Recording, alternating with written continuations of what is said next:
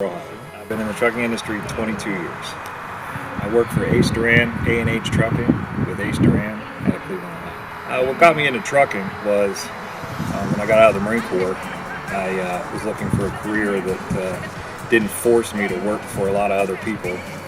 So this was an industry that would allow me to make a good amount of money and still have more freedom than being in a plant or a factory. With A&H and ACE, I run a ultra-low step deck, which is flatbed freight.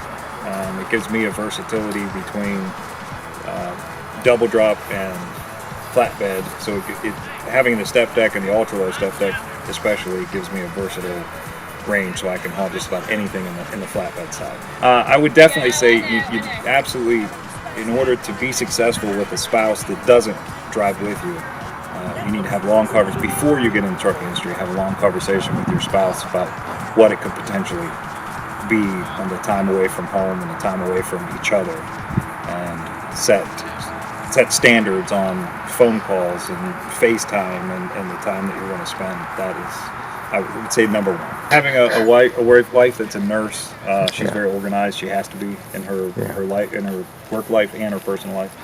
So having her guiding and pushing me in the right directions is hugely beneficial as well.